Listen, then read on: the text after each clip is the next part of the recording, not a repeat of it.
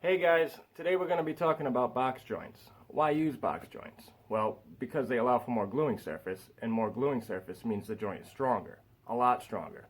Up to 8 times stronger than a standard miter joint. Plus, they look pretty awesome. So let's get handy.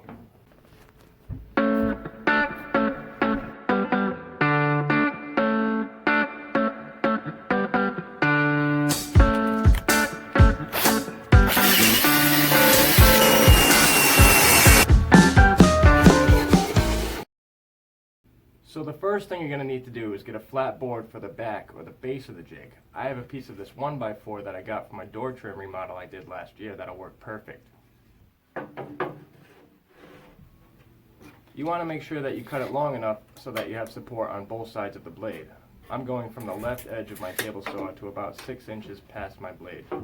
And once you have that marked, you can raise your blade up to about a 1/16 of an inch above the thickness of your board and make the cut.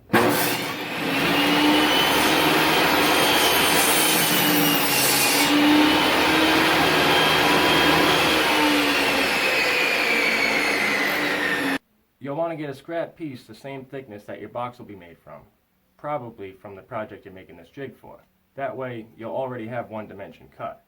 Now my box is going to have 3/8 of an inch teeth on it. So that's going to be my other dimension. Make it about 6 inches long and cut it in half.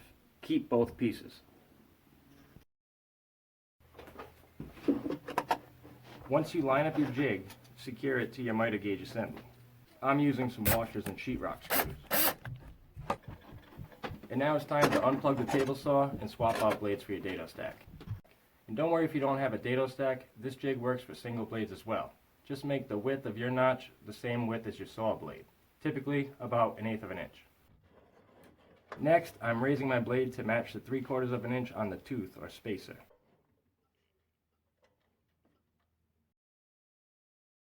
Now plug in the saw, make the notch for the tooth, and remove it from the miter gauge assembly.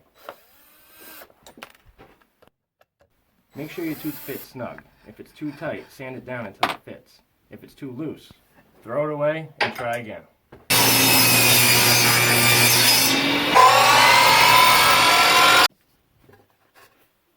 Once you're happy with your fit up, glue it in place, leaving about 1 inch hanging over the front side of the jig.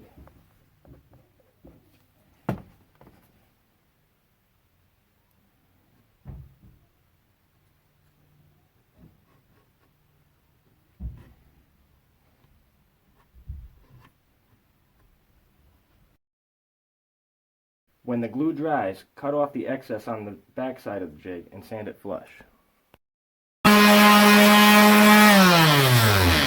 Now, all you need to do is mount it back on the miter gauge assembly and cut out the notch. But this time, with the saw unplugged, slide the jig to the right, place the extra piece of the tooth between the tooth on the jig and the blade. Hold the jig in place and attach it to the miter gauge assembly.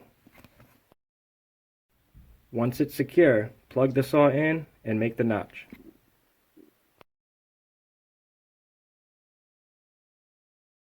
And that's a finished box joint jig. But how do we use it? Place your first board up against the tooth and make a notch. Then lift it up and onto the tooth and make another notch. Lift it up and keep sliding the notches down until you get to the end of the board. When you can't cut any more notches, flip the first board around and use it as a spacer for the second board. Remove the first board and make the notches the same way in the second board until you get to the end.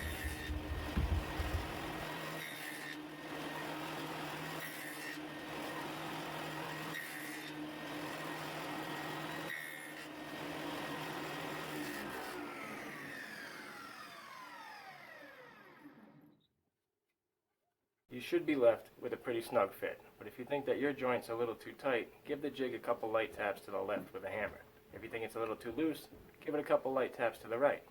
And that's it. If you liked this video or found it helpful, don't forget to like, comment, and subscribe. See you next time.